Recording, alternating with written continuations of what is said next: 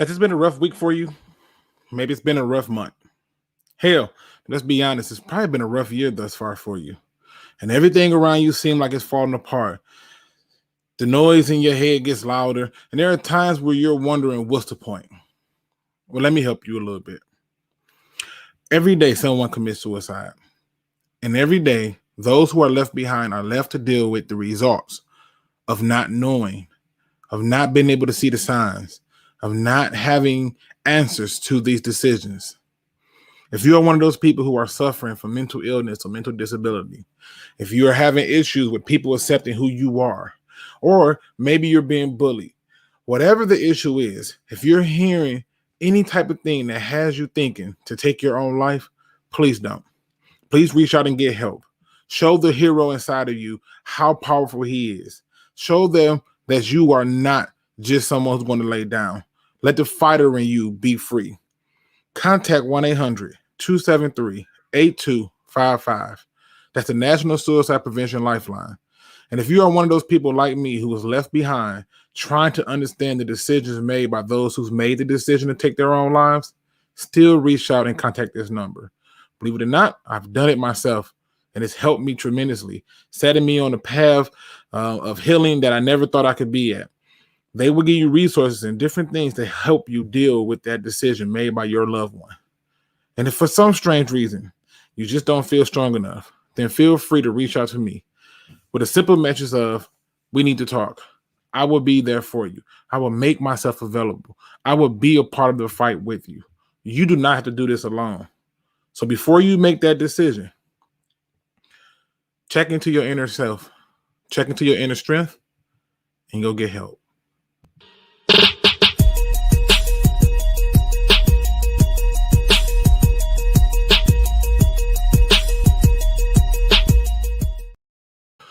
What's going on, Pride Nation, and welcome back to another Field Review podcast show where I'm your host, Lou G, and we talk all things Detroit Lions. Now, today is Labor Day, and you may be saying to yourself, Luke, what are you doing working today? I'm not. This right here is not work to me. When you love what you do, you tend to just do it. You get up, you move differently. And this is something that I love doing. I love talking football. I love talking Detroit Lions football, and I love being able to talk football with other fans who are in the building with me. Now, let me just give y'all what the rundown is for today's show.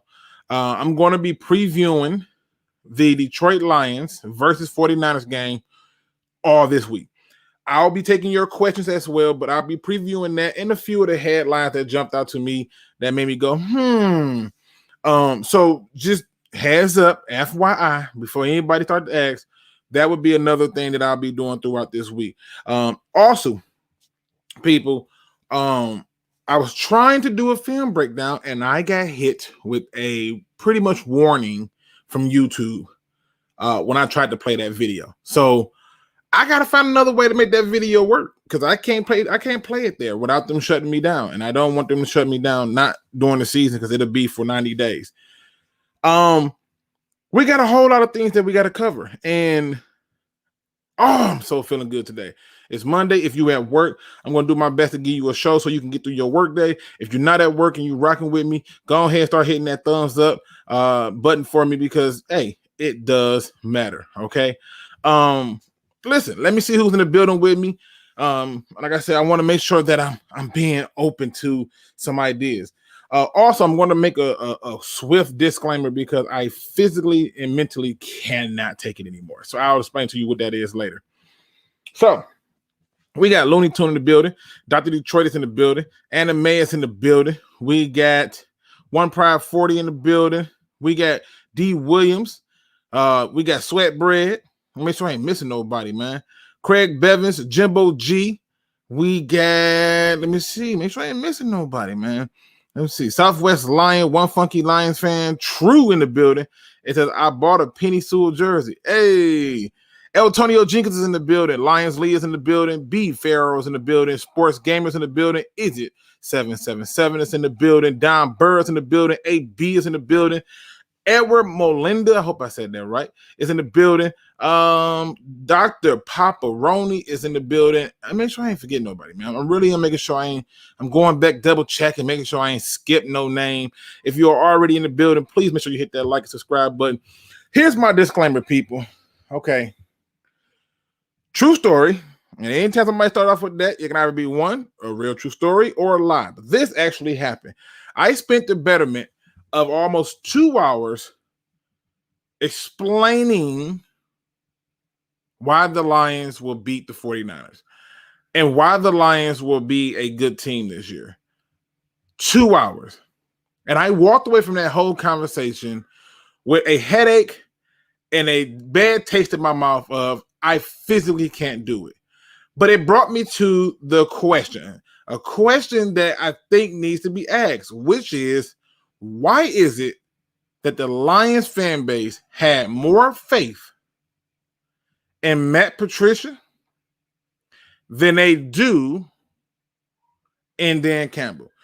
Now, before y'all go down and say it's not about Dan Campbell or Matt Patricia, or y'all start saying things like, oh, well, it's neither of those. What it is it's the roster. Before we start doing this stuff, just answer that question, because that's the first part of this puzzle that needs to be answered, because I can't do this no more. I can't attempt to make people see things objectively how I see them. Like there seems to be a fear within this fan base with, oh, I don't want to be wrong. If you're wrong, damn it, you wrong. At least you stood on something. Okay. So question for the chat. Who do you have more faith in?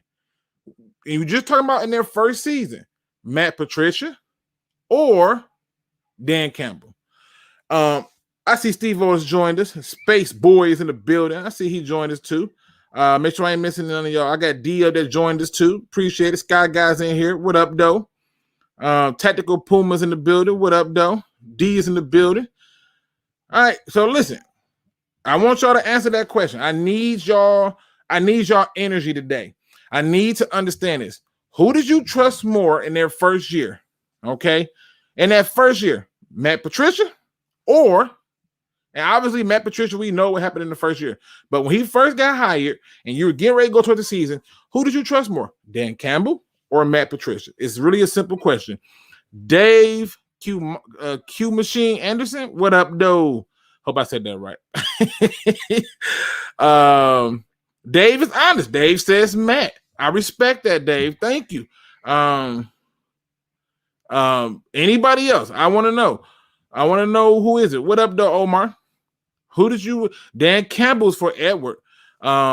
Here's Johnny says, I never liked Patricia. See, I never went into it with Patricia feeling good because I just kept thinking exactly who really came from New England and was like fire. Like I just couldn't picture or think of who that person was. But in that first season, all right, so once you get your answer in your head, if your answer was Matt Patricia, fine. If your answer was Dan Campbell, fine. Here's now the new question. Okay, here's not a new question. How much of that decision you made had anything to do with the roster? Just put a percentage on it. 100% because of the roster, 0%. There are only two options. 100% because of the roster, 0%. I mean, just give me something. I'm trying to understand this fan base and how they support coaching.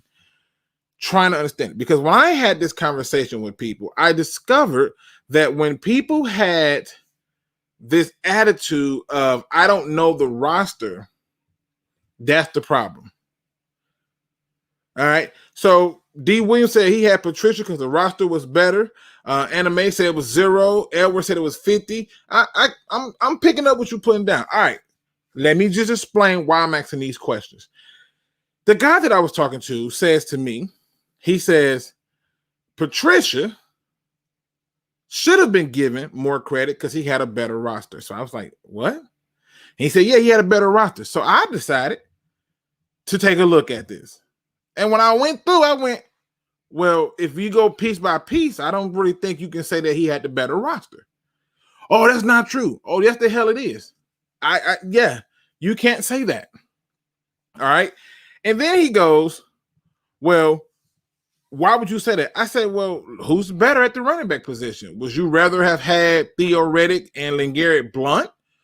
Or would you rather have had DeAndre Swift and Jamal Williams?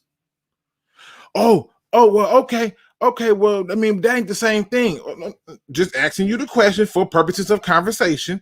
You decided to bring it up. I said, okay, I joined you on this journey, right? Like I'm not even trying to make it hard, right? So he goes, well, I think they had. I said, no, don't go too far ahead. I said, would you have rather had T.J. Hockenson and Darren Fells, or Darren Fells and Luke Wilson? Oh, and don't forget Michael Roberts. And he goes, okay, well, of course I'd rather have TJ. Okay, well, so far we getting somewhere. Now I said, I take it you would rather have Stafford over Goff. He said, yeah. I said, fair enough. Not going to argue with you. Let's talk about that right tackle. Obviously, Penei Sewell has not really took in any snaps, but I said, hey, would you rather have Penei Sewell at your right tackle with Big V at your right guard? Would you have rather had that? Or would you have rather had it be Kenny Wiggins as your right guard and Rick Wagner at your right tackle? He said, well, clearly I'll take Big V and then I'll take Sewell at the right tackle. I said, I just want to ask. I'm not trying to make this a thing.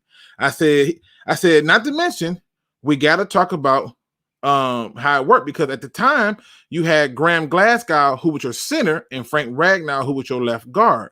So the question becomes, would you rather have Graham Glasgow as center or Frank Ragnow? He said, well, clearly I would want Frank Ragnow. I said, so as we're going through this process, we're starting to see that you really don't think that this roster is better. I mean, you've already have went through a number of different positions. You would rather have who we have now. So he goes, well, go to the receivers. Fine, I'll join you in the receiver class. Let's talk about the receivers. And he says, okay, when it comes to the receivers, I said, so you would rather have Kenny Golladay and Marvin Jones? He said, any day over any of our receivers. I said, so we'll give you the whole receiving core? He said, yeah, I'll take that receiving core. I said, okay, so I'll give you one for the receiving core and two for Stafford. That's two. You still took the other groups thus far. Now, he's sitting there and he had a hard time with this. The struggle was real for him. He couldn't understand what any of this stuff meant. And he could not wrap his head around what was going on. Okay. Enjoying the day off. We restaurant folks don't get that luxury. Hey, get the money. don't get caught up in anything else. Get the money. So I went through position by position. And ironically, like Lionsly said, the only thing he wanted more was quarterback, receivers, and DB. All the other positions, he would prefer what we have now. So now I asked him, I said, cool, let's work through this. All right, let's work through this. I said, if that's the truth, and you believe that the roster is better, we've already cleared that up not be true. I said, but now, why do you think the Lions are going to lose? And so he said, let's look at the 49ers. And I said, okay, well, let's look at them. He said, well, the 49ers are a better team. And I was like, what? He said, they're a better team. And I said, well, let's do it. And so with that being said, people, after I do this, I am not going to attempt to convince anybody of anything. If I'm wrong, then damn it, I'm wrong. Let the chips lie where they may. If I'm right, then damn it, I'm right. Let the chips lie where they may. But what I'm not going to do is go out my way to try to convince people that of something that I see objectively, not emotions, not something that I'm just pulling out of the air, something that I'm objectively seeing. Okay. And that's where we at. Okay. That's where we at. Now, let's talk about this. I decided to go and take a look because I want to see what the world is saying as it pertains to our Detroit Lions. Now, I want you to look at this. Okay. Let me make this big. I'm not even going to play this video because I don't want no problems. But if you look in, this is the San Francisco 49ers versus Detroit Week 1 NFL game preview presented by the NFL themselves. Yes. And if you pay attention, these are all of their experts, 10 to be exact. Not one gives the Lions a chance to win. What I find even more interesting is the point totals. Let's just talk about rank. He got them going, losing 40-10. I mean, we getting beat by 30 points. Awesome. Daniel Jeremiah got him going 41-24. Oh, even better. Shocking, right? Wolf got him 31-13. Now, I want y'all to understand something. This team, who ironically lost their pass game coordinator, lost a number of different players, and really didn't do a great job replacing them. This team who did that is now all of a sudden going to score 40 points, even though in last year's bout, they only averaged, I believe, like 27.6 points. Not me, just facts. Now, Sessler, I can't even pronounce his name, 37-16, Shook 27-10, Patter, whatever her name is, 30-10, so we getting beat by 20. Gordon, 25-7, Grant, 28-17, Maurice Jones-Drew, 24-3. Shocking, Maurice Jones-Drew, when you know we're going to run the ball. Don't even matter. But okay. And so you get down to it and you see how they have this view. Now, let's talk about it. The Detroit Lions have a history with the 49ers. And if you would have told me that the total record for the Detroit Lions win-loss versus the 49ers was 38-28-1, I would have never believed it. I mean, they're only 10 games ahead of us. Shocking. Who knew, right? And then I said, well, let's look at the most recent history, right? Which, by the way, came on September 16th, 2018, week 2, Matt Patricia's first season. And I'm like, damn, the Lions lost 30-27, week 2. So I said, okay, what happened, Luke? What happened? So I went, and the first thing I did was I looked at the play-by-play, but I said, let me go to the stats. And I saw this right here. Stafford threw the ball 53 times. I'm going to say it again. 53 times this man threw the ball in 2008 under Matt Patricia. 53 passes to 18 rushing attempts. Talk about being one-dimensional. Granted, somebody's going to argue, well, that's why we were so close to the game. And then I looked over at the opposition, and I said, this is Jimmy Garoppolo. 18-26. Okay. But then I saw this right here. He got sacked 6 times? Huh. Who in the hell was on our defense in 2018 that would lead to 6 sacks? So I decided to just go on down and look at the defense, right? Because clearly there were 6 sacks. And then Jared Davis had 2. Huh. So 2 came from the linebacker. Okay, well, 3 came from the linebacker because you got Christian Jones 2. Okay. All right, so that's 3. And then Devin, that's another linebacker. Damn. Okay, so that's 5. And then another line. Oh, so we were getting pressure on this team without blitzing, which we know that this year we're going to blitz. We know this to be the case. This is not me making it up. This is just the facts. So I said, all right, but if we got all them sacks, right, and we was on his head, how did they beat us? Okay, tell me, refresh my memory. And then I get here. And I see Matt Breida, 11 attempts, 138 yards, and a touchdown. Huh. Okay. This team threw the ball 26 times with 28 attempts rushing. Talk about balance. Damn. Okay, cool. What does this all mean, Luke? So I decided to go and look at the team.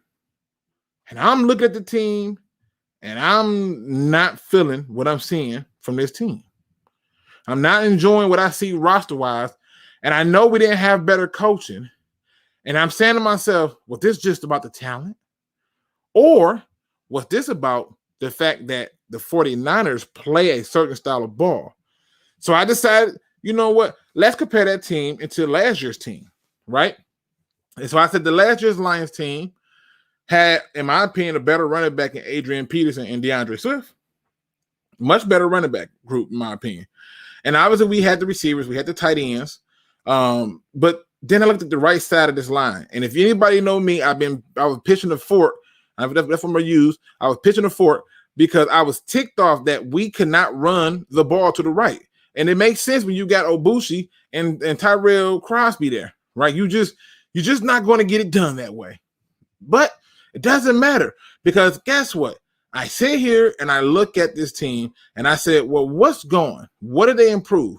Did they get better at safety? They did. This year's a much better safety class. Why? Because simply people are in their actual position.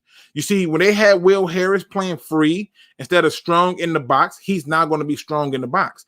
And when they had Tracy Walker playing strong safety in the box, he's not going to be free. So that's an improvement. And then they said goodbye to Desmond Trufant. Amen, which means that Okudah gets more playing time. And I said, this is great for them. Amani keeps on going from where he left off. This is a good move.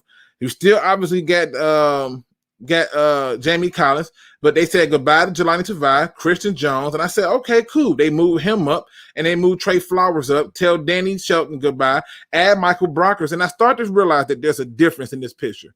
But this is how I'm trying to put together this whole entire photo for this game against the 49ers. And this is just my way of trying to understand it. So I go to the 49ers team and I said, well, 2018, this team right here, this team looked like they had some problems. They started out with Jimmy G. He gets hurt. Nick Mullins comes in, and I go, damn. And Matt Breida was killing them in the rushing attack, so he was helping them out. And I look at their receiving core, and I say, damn, their receiving core was still mad to me. And even right now, as my brethren across the world has said, it's a mad receiving core still. So I go and I look at it, and I look at this team's offensive line, and I look at their defense, and I'm like, damn, that was in 2018, huh?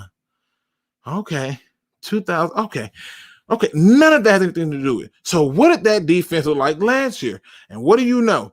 Now they go with Raheem Morset. And I'm like, huh? He started 8 games. Okay. Not bad. Brandon IQ, whatever you pronounce his name. Richie James. Right? But then look at this line. And I know Lakeland Tomlinson well. And I know Trent Williams well. And I also know Mike McGillicuddy very well. And I'm thinking, oh, I like our matchups now. But damn it, it's the defense, right? This is what everybody's talking about, that the defense is what's going to be the problem for the Lions. That's what's going to be the issue. And so I look at last year's defense and I go, dang, they got some dogs. But you know what's funny? The guy who led the team in sacks, and yes, I know that Bosa was out. But when Kyrie Hyder was the guy who led your team in sacks, that tells me something, because he's never had those numbers before. What was so different? Oh, shit. That's right, coaching. Who's the defensive coordinator? So now Luke is putting the puzzle together. He's trying to figure this all out, because when I start to see unusual numbers, because these are like unusual numbers for some of these players, like Armstead, he's okay. He's usually not doing things like this. But I'm like, okay, let me go and take a look at it, see what's going on, right? So I go and take a look at it. I see what's going on, and what do I discover? Damn, Robert Saleh is on the Jets. Now, I'm saying all of this to show you that perception is a joke, because I can argue that the 49ers literally have a more talented roster back when we last played them, with better coaching, and barely beat us.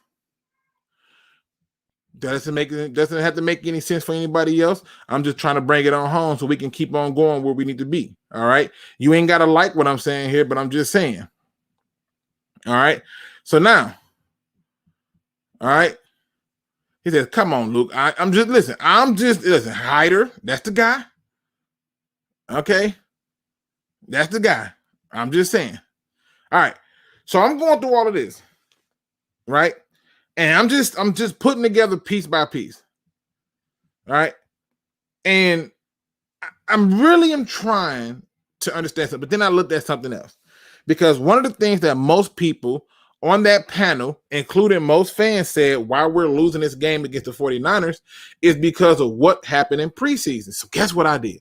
Because Luke always looking. And I decided to go and look at something where this article comes up talking about The 49ers receivers having a case of the dropsies. Oh, my God. Okay, so the receiving core has a case of the dropsies. And they thought, well, maybe it's because Trey Lance was throwing the ball too hard. Maybe that's what it was, right? But then they realized when the other quarterbacks played, they were still dropping passes. And then everybody's favorite reference point, Pro Football Focus, because y'all like to use them. They mentioned in this article talking about Pro Football Focus, talking about what happened years ago.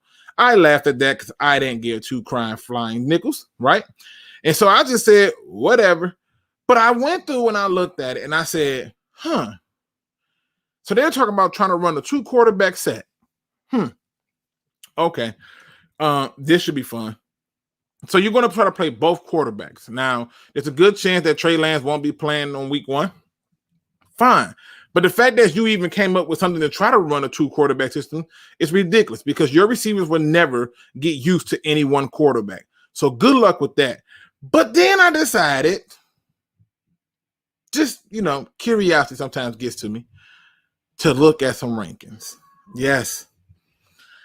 People, this right here is last year's rankings, and many of you are always talking about what happened 2 years ago. Well, let's talk about last year. See, you don't got to go too far to understand that history can tell you what the hell is happening if you simply are willing to pay attention. Let's look at the offense, right? And let's talk about the passing yards, right? Let's talk about the passing yards. So I decided to see the passing yards. And what do you know? The Detroit Lions last year was 8th. Now, I said, okay, many people are going to go, yeah, but that's with that receiving core, Luke. That receiving core gone, Luke. They're not here no more, Luke. And I'm like, oh, you're right. Because while we were 8th, the 49ers were 10th, and most of the people who caught passes for them are no longer there neither. But we just not going to talk about that, right? We're just going to leave that over there. That's perfectly fine. We don't need to discuss that. So then I said, let's look at the total points scored because, anything about offense, you want to know, are you scoring points, right? Like this is where you earn your money, right? Like this is where you get your bacon, right? So I decided to just take a gander. I was just curious as to how this works. So let me go back to my little graphics. This one over here. Nope, it wasn't even that one. I got to go find it again. Damn it. This is what happens when you get excited when you find information. Oh, wait, you know what? I know what I did. Let me go and get it because, I believe in getting the information. Let me just go and get it. Hold on. Go back over here. We're going to go on over here. Come back over here. We're going to boom, bang, bada boom, bing, pow. Oh, right. Now, I came here because I started really wondering about that thing called points. And if you look right here, I got the top scores on there. And Green Bay last year was the top scorer with 31.8 points. So I came on down here, and who's behind us? The 49ers. So the Lions have scored about 24 points, and they scored 23.6. And I'm thinking, oh, so we're 14th in points scored, and they're 19th. And you may say, well, Luke, how are they if they're right behind us right here and they're right there? Because this right here is points per game. Yeah, this is points per game. So I'm still putting this puzzle together because I'm trying to see why 10 people plus all of our fan base majority have this team losing. Trying to make it make sense. That's what I'm trying to do. I decided to go to the Russian, right? I want to know how the Russian look. So I go to the Russian and I say, damn, they had a good year rushing the ball, right? Like they was doing really well rushing the ball, right? And one can even argue that they did way better than the Lions, right? Like, look where the Lions are at rushing, 1499, right? Like, there's nothing special about that. And then they got 1799. Hold on. They got 300 more yards, but what was different last year? What was so different last year? Oh, yeah, that's right. Yeah. That's right. See, they couldn't really throw the ball, so they just ran it. They had some injuries in that area. Okay, it makes sense now. All right, fine. I'm losing it, right? So now let's take this back to this game. The last time they met, the game that is really going to be the barometer. What was another key point of this game? Oh, we was on the road. Got it. And it was their opening game? Got it. So let's reverse it. Now they come on the road against us, and it's our opening game, but y'all don't have the faith or the belief in it. And I said, well, let's look at the play-by-play. Right? And I look at the play-by-play, and before I even got into the play-by-play, the first thing that jumped out to me was the halftime score. 13-10. 13-10. And then I started saying, well, people was like, we ain't got Stafford and everything else like that. And Stafford had a weird fumble interception thingy magic. I don't even know what the hell to call it. It was weird. He shouldn't even tried to, I don't know what the hell it was. We're going to just call it a fumble. But it's a fumble right here. So we're just going to call it a fumble. So he had the fumble loss, and then all of a sudden they took off from there in good field position. And so why am I telling you all of this?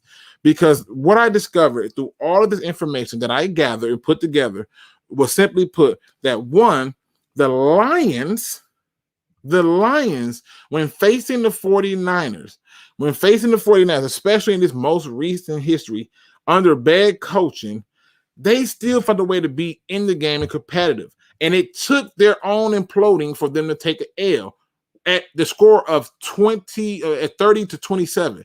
Not these big scores that they're giving out right now. And then I discovered something else that was more spectacular. Their top running back, Matt Breida, was the biggest factor in how they were performing in that time. So now we got all these different pieces in there, and I'm still saying to myself, why is it that Lions fans don't see that this game is very winnable for the Lions? I mean, they have better rushing attack. They'll be able to stop their run because I don't think Morset is running between the tackles. He's going to run outside more so than anything, and that's going to make it easier on the Lions. It just is. Like, I'm not even making this up. You can't tell me that they have a better receiving core. You're not going to convince me of that I'm not buying it. Okay, just because you know some people's names and stuff don't mean much to me. But don't convince me that they have a better receiving core. Stop with that. Right? Then you want to tell me that they get the better defense. But here's the problem.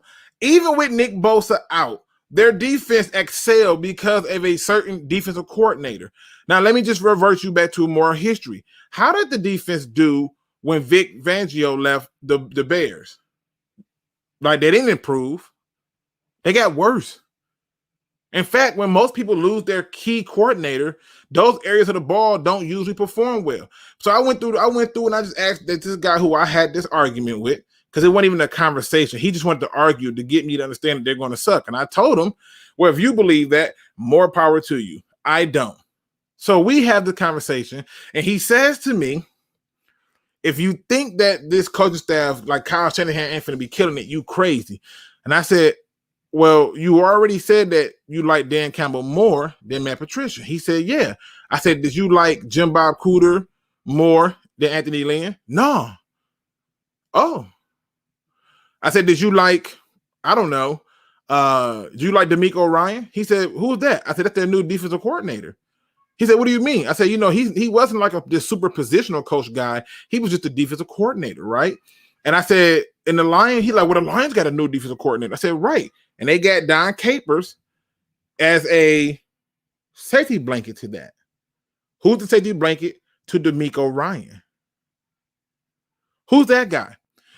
So I sit there and I have this whole conversation, and I come to the conclusion that I'm going to break down every damn day a little bit of this game so y'all can understand some logic behind this. The only thing that the Lions can do to lose this game is shoot themselves in the foot. I happen to think that they will play more disciplined football. I happen to think that they will be more balanced. If you had a game like this where your quarterback had to throw the ball 53 times the last time they met, that's ridiculous. To show you how crazy it was is after they came out, the score was 16-13, and then they rattled off 14 points. 14 points. So you do the math. That's 27 to 16 at the end of the third. They go on a passing clinic and they get up another 14 points. Why? Because like always, they never had a killer instinct. The coach didn't have a killer instinct. The coordinators didn't have a killer instinct. The positional coach didn't have a killer instinct. And now that's different. And I sit here and I go, I don't care if they lose or not. But I'm going to tell you right now, they have lost some talent. They have lost a lot of those key contributors who made their life easy. They're not going to be running the ball the way that you think they're going to be running the ball. That's why they were trying to re-up and make some things different. Then I started hearing the question about who's going to cover Kittle, right? And so I said, okay, this is easier than I thought. I said, well, simply put, it's going to be a combination of the linebacker knocking him off his route with the safety covering him. Oh, then that means the receiver's going to kill him. No, they're not, because those receivers ain't those guys. They're not special. There's nothing like they are coming out here Hall of Fame receivers. Like, we need to stop with this. We need to stop with that. I said, oh, well, they can run the ball.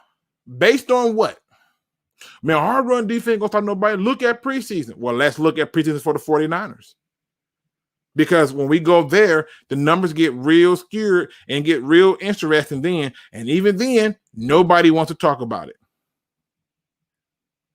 They have new pieces in a lot of places with no real safety blanket behind it. And the only one who's in charge of trying to get it all done is Shanahan. And the last time that happened, they went 4-12. Why? Hell, the year they beat us, they went 4-12, and the Lions finished 6-10. Oh, but they got Bosa back, so we're running the ball. In fact, that's why I believe we're winning. Why? Why is that, Luke? Because the first thing I decided to do was go and look at, well, how did this team do last year with Robert Saleh? How did he approach stopping things? And when I went through it, I realized that Robert Saleh had a very particular approach. See, many people played it to their strength, right? They played it to their strength. You're passing the ball is where they have the strength at. They finished fourth, right? They finished fourth. We don't even got to worry about what our defense did. We didn't have the right mindset of a coach. But they finished fourth against the pass. So I went and looked at what they did against rushing.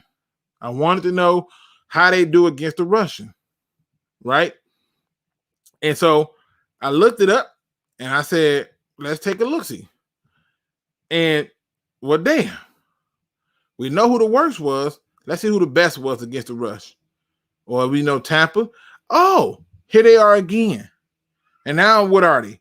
They're eighth. They were seventh against the run. 15th in rushing yards.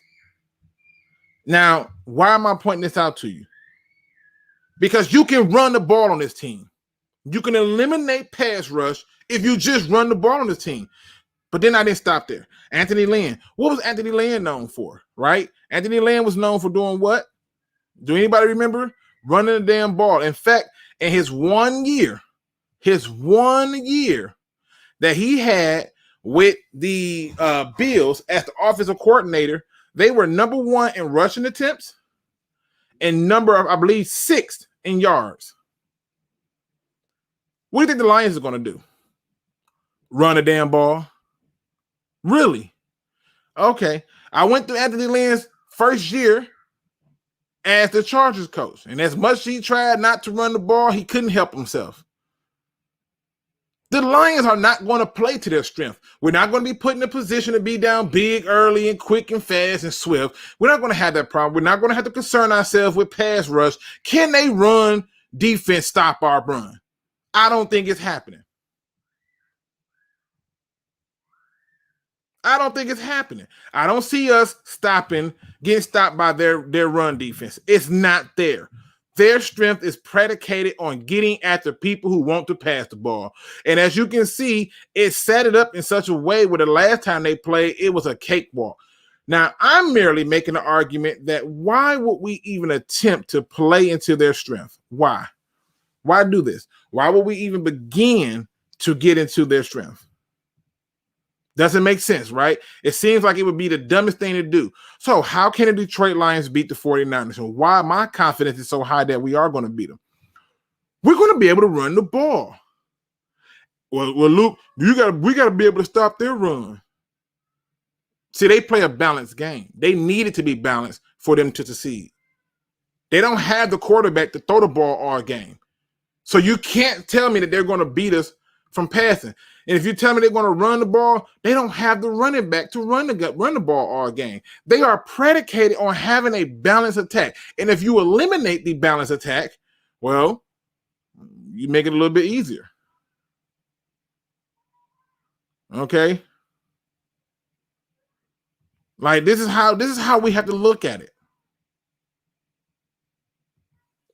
Everybody keep thinking, oh, we gotta get to Jimmy G. No, we don't. Even though we are, no, we don't. And I'm gonna tell you why. I'm gonna tell you why. Why that way of thinking don't add up. I'll show you why. Because the last time we played them, the last time we played them in 2018, and yes, I know it was 2018 before somebody said something ridiculously stupid. We got to Jimmy G quite often. We sacked them 6 times. Still lost. Why? Because they was able to run a balanced attack. And I watched the history of this. This has been it right here. 26 passes to 28 rushing attempts. That's their game. Keep it balanced. Keep it simple. All they asked him to do, not hurt them. He got sacked 6 times. They only got to Stafford twice. Twice.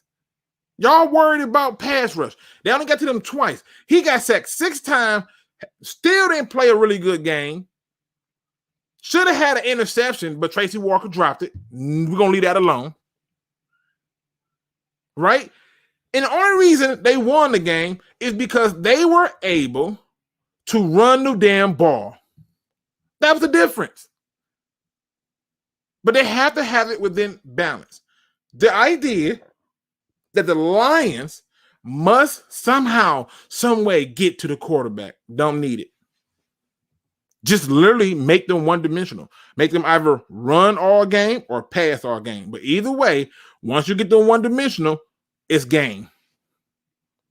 It's game. Not to mention they got to travel from the West Coast to the East Coast in this opening day. And I'm already can see, if y'all haven't been watching any of the college football games, look at the college football games who had home field. Look at those games. How was those crowds reacting? You tell me. Tell me. In fact, I think I saw some kind of statistical stat that came up on ESPN that showed where all like the number of home wins was like a record this year. The number of teams who won at home against other teams was a record. I think Notre Dame came in there and I think Notre Dame won against Florida State, if I'm not mistaken. And I think Notre Dame was the home team. I can't remember. My brain draws me. Jimbo G says, Luke, the Lions will run to their strength. We will need to get stops when they get to the quarterback early and make the quarterback turn the ball over and stop their run. You're saying I'm wrong, Luke. What I'm saying is we don't have to focus on the quarterback. Stopping the quarterback is not the problem. Disrupting the balance is.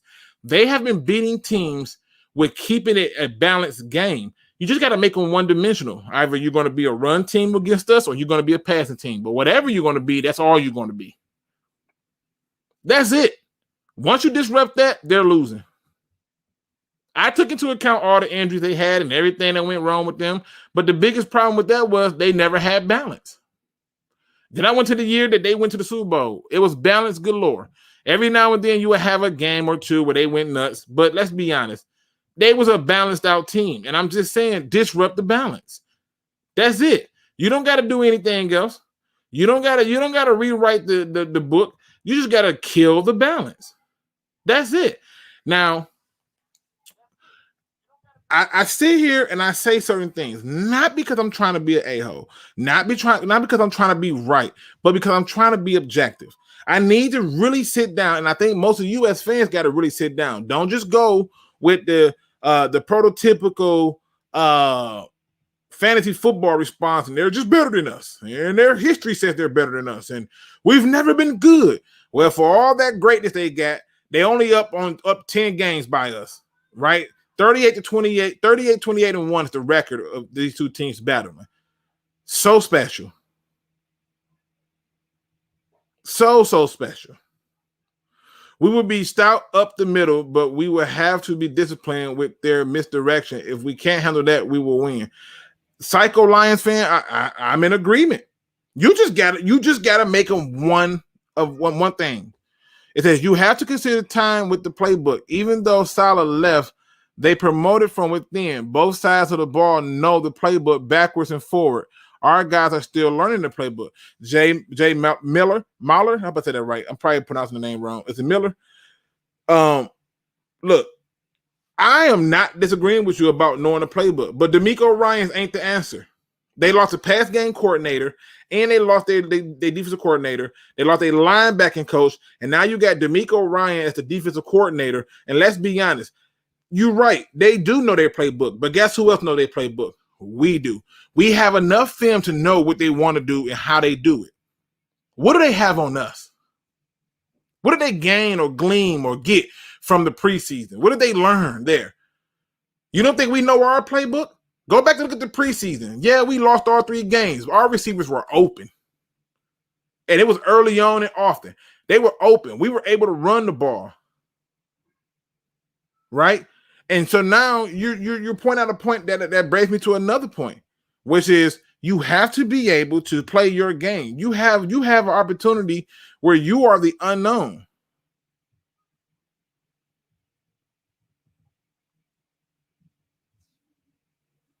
You know, I'm just putting it out there. Carl Campbell, keep them off schedule. Exactly. You want to see how we win this game? This is how I see us winning it. Are we going to be able to run the ball? We're going to be able to pass the ball. I mean, they just signed Josh Norman. Who is he covering? Is he covering anybody in the slot? If your answer is no, it's going to be a long day. If you want to tell me about how great George Kittle is going to be, then let's talk about how great TJ Hockenson is going to be. They train together. You want to play that game? I'll play it with you. You want to tell me that, they have the better coach? Yeah, he on a hot seat. He's a little panicked. John Lynch has already separated himself from him. He better make it work.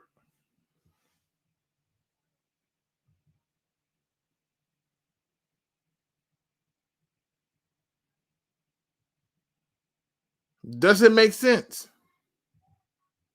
Luke, we got about 4 years of plays from San Francisco on film. We got a lot on film. And all we have to do is take our film. You just look at how they're doing things. It's different. If we go out there with Trinity Benson and Cardero Hodge, what film do anybody really have on them? They got to go back to college to see what they're going to do. Like, there's nothing you can glean off of that. If I put Khalif Raymond in the slot, what cornerback they have to run with him? I'll wait. Tell me. You talking about Bosa. Okay, well, Bosa can be neutralized. I had the tight end chip him every time. Problem solved. Who they other dog? I'll wait. You want to tell me? All I keep hearing about this defense is Bosa. Bosa. Who the other dog that's getting into the quarterback? You want to tell me Fred Warner doing it? Come on now.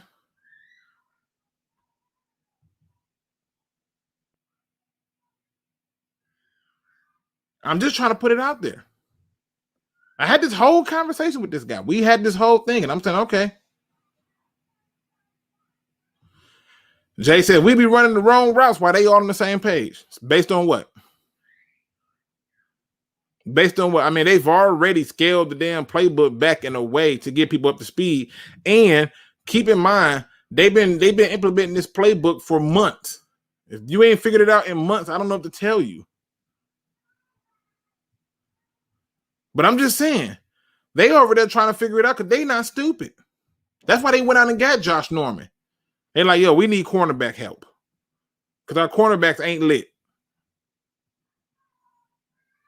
Who's the other dog opposite of Bosa? I'll wait. In the chat, tell me. Give me the lie. Oh, you want to tell me it's D Ford? Okay, tell me it's D Ford, who ain't did nothing since he left Kansas City like that. Stop playing with me. You want to tell me how great D Ford is? He's the answer. D4 beating Taylor Decker. Got it. Mark it down. Mark it down. I'm just saying. Opportunity is going to present itself, and we got the home field advantage. All this talk about the Lions losing, and these experts talking about blowing them out. When we got home field advantage, that don't mean nothing to nobody. That's an insult to us, the fans. To think that they would have these type of scores and basically ignore the fact that there's fans. Got it. Y'all ain't upset. Got it. If you go into that game and you can't find no way to generate no anger or no mustard, let's talk about it. But if you want to tell me who's opposite, I'm still waiting on the answer. Who is opposite?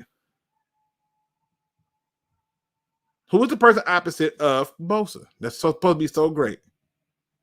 Before you start talking that D4's talk, you might want to check the stats. Might shock you. Oh, he only played one game. Yep. So he's supposed to come back better than ever, right? Bionic man. Got it. Nailed it. So you can't compare months to years. I'm not comparing months to years. I'm comparing the unknown to the known. Like, for example, right? We know for years that if you jump in the volcano, your ass is dead. We know this. We know for years if you hold your head underneath water, you're dead. We've known this. This is all known. We've known this, right? But what would happen? What would happen if you drank too much water? Because we didn't find this out until somebody actually did it. And years went by of us not knowing.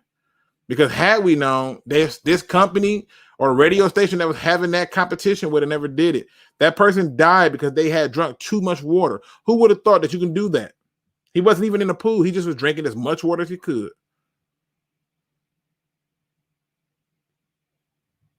So I'm just putting it out there. The unknown is more scarier. If we can't run the ball and control the clock, it would be a bloodbath. I agree. But I believe we will be able to run the ball. I believe we will be able to run the ball. Let me see what we got going up in here. I got a few more topics to hit on. I just wanted to hit on this one because this is one of the ones that I just said I'm going to be breaking it down piece by piece throughout the week, but I'm just sick of the idea of trying to convince people how we're going to win. I'll just show you and be done with it. You can agree to disagree.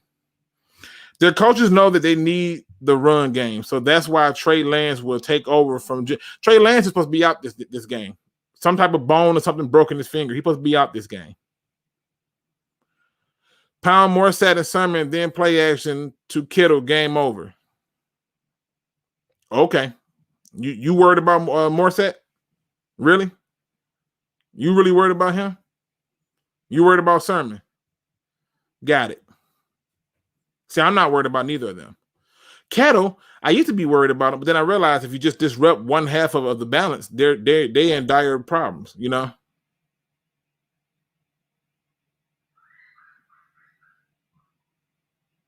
What?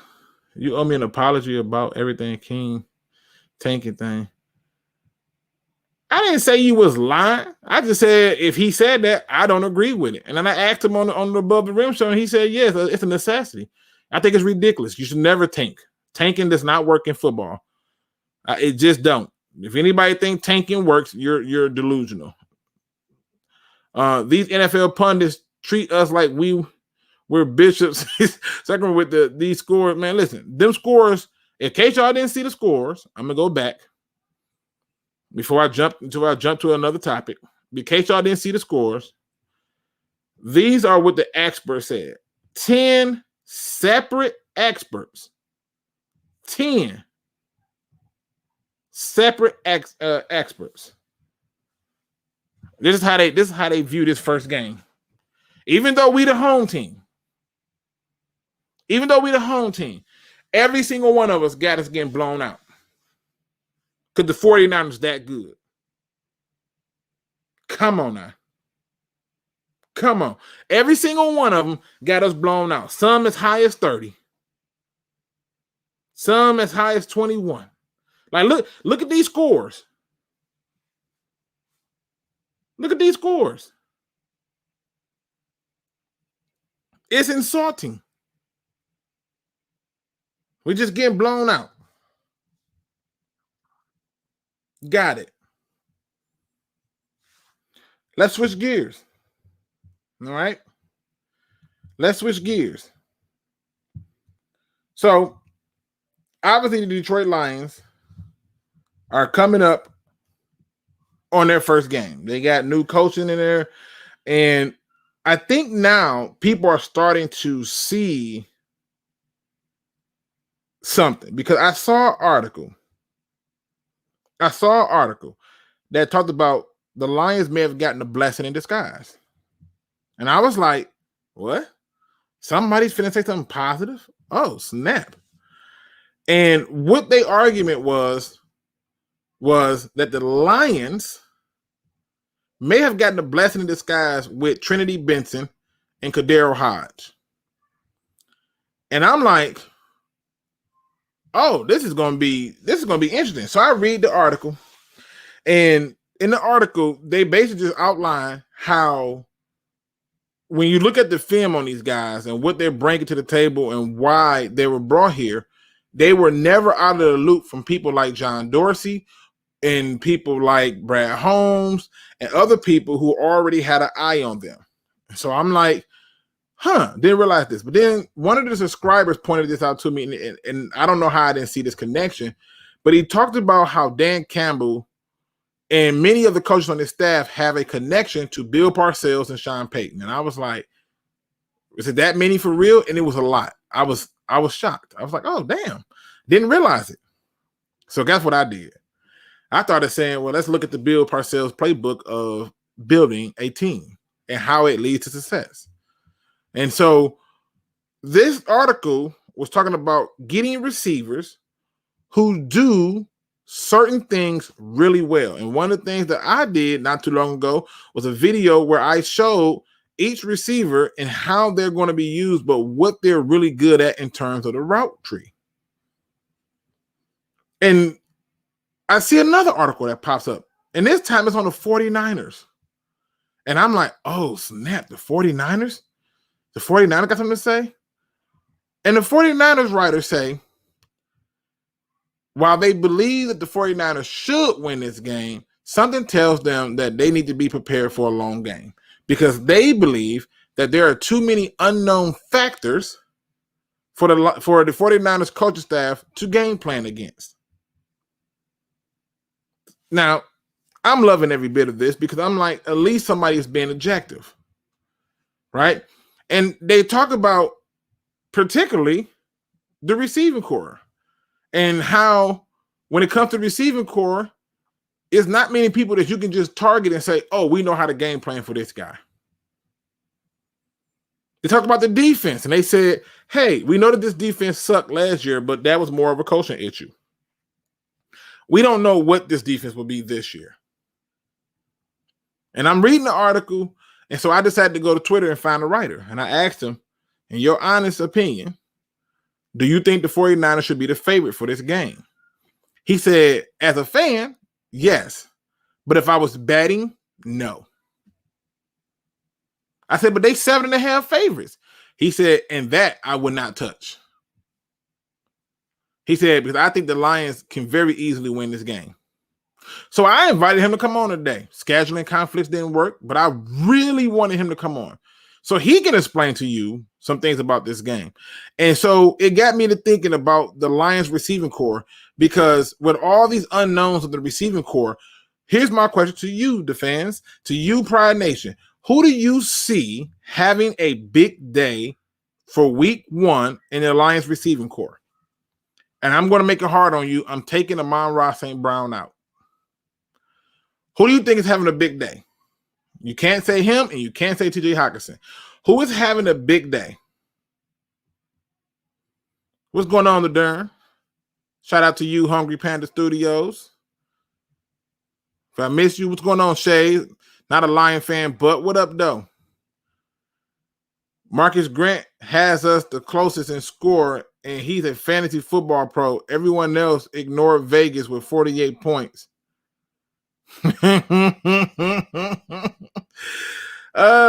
they think the Lions have as much chance as to catch up in the trunk. Wow, we really went there today. I thought we was gonna make it out, but we didn't. I don't know nothing about no catch up in no trunks. This ain't the get indicted hotline. Chris Cashball, yes, we will run to the right. Fine. They purposely left him alone on the end. First of all, I know this to be a fact because that's another article I'm finna get into. But who's going to have the big day? Cephas? Okay. I see a lot of Cephas, Tyrell Williams, Raymond. Let me see. Cephas. You know what? I'm going to tell you who I think it is. I think it's Khalif Raymond. I think Khalif Raymond's the one that's going to have the big day. Here's why. If they're going out getting Josh Norman, right?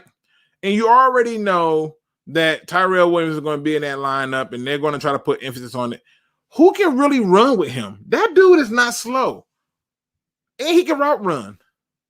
So who's really going to run with him? Right? Just go and look at it. I showed y'all clips last week of him route running his way past cornerbacks. People taking his speed for a joke.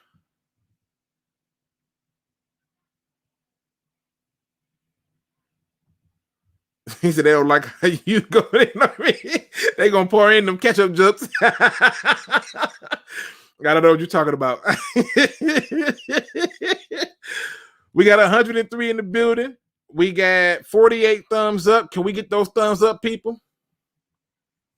Can we get those thumbs up? I know we can get closer to 75 with 104 in the building. So I'm just saying, I think Khalif Raymond's the guy that has a big game. I think the unknown of Khalif Raymond is going to be an issue for a lot of people. I don't know how fast they'll be able to get the other receivers up to speed, and Hodge and Benson. But I can tell you this much: Raymond going to be a problem. He's going to become a fan favorite real fast. Predator Kingdom Packers might struggle in those first 4 to 6 weeks. Man, they got all kind of offensive line problems. Luke, I have it on good authority that the 49ers are a team catch-up. Can we lock them in the trunk and get the win? We probably could. I don't, if I bother with catch-up, that would be great. Khalif Raymond or Darren Fells because of the need to have 2 tight ends to run the ball and Chip Bosa. Fair enough. I like that. Lions, that's a very good point. I never thought about the need for 2 tight ends to keep Bosa chipped. I never thought about that, but that's a good point. Who has a bigger day, Swift or Williams? I don't even know if Swift's gonna play, honestly. But if he don't, then obviously it could be Williams. But I don't know if Swift's gonna play. I suspect that he will, but we will see. Their main corner will be on Williams. They lost 2 starters. St. Brown should feed. You got to name somebody not named Brown. That's too easy. We got 110 in the building. We got 54 likes. Come on, fellas, ladies and gentlemen, let's get us up there now. Walter Football scared me, but go Lions. I shout out Walter Football. I really do like him and what they do over there, and their website and stuff is very useful. And I think it's very underrated, and I hope somebody catch on and give him more love. But do he have them beating the Lions? Interesting. I mean, do we have the Lions beating the 49ers? Raymond's fast player on our team, second isn't even close. I mean, listen, he's going to be a problem. I think he's going to be an issue. The offensive line and the defensive line won't start picking up steam until week 3. Disagree. I think it's possible what you're saying, but I disagree. By virtue of what? Because what? Like the team that's going to test them the most is the Packers. At best, starting out early. Week 2, time to punish Rodgers. I can't wait. What changes did 49ers, Eagles, and Falcons? It's a good question. I think they're going to throw to Kabine more than folks will expect. That's a good observation. I can see that because they do throw the ball at the backfield quite often. I don't know if they will throw it to him more, but that's a good observation. I ain't going to kill you. San Francisco can't double everyone. Raymond will have a big game. I don't know how they're going to double any damn thing. Let's see. I told you my boy Raymond would do damage. Watch. I've been watching him here with the Lions for 2 years. In a 100-yard dash, I think Raymond beats everyone by 10 yards. Damn, by 10 yards? That's interesting. All right. Let's see. A lot of damn growing injuries. They got a lot of problems over there. What up, though, Mars? What up, though? They got a lot of injuries too. I think right now questionable is the receiver IQ, whatever his name is. Bosa is supposed to be questionable, but they're saying that he may go. They already have issues with Trey Lance, who I'm hearing is out, and they're probably running the 2 quarterback system. So we're gonna see how that works itself out. Walter Football has us blown out. Okay. Let's see. Make sure I ain't forgetting nobody now. All right. Let me switch it up. There's another article. This comes from the 49ers Wire. It says what the 49ers defense will do to the Lions offense week 1. Now, there is this very long part, but I'm going to give you the first part of it I thought was interesting. He says the Lions don't have much going for them. They had the worst defense in the NFL last season. Their starting wide receivers are Tyrell Williams and someone named Khalif Raymond. Don't worry about it. You're going to learn them names come Sunday. And their starting quarterback is Jared freaking Goff. I love the disrespect. The 49ers cruise to a victory week 1 in Detroit, but despite how awful the Lions are, they still have a good offensive line. How will the 49ers attack it? So they basically suggest that they think that what they're going to do is they're going to go after the rookie.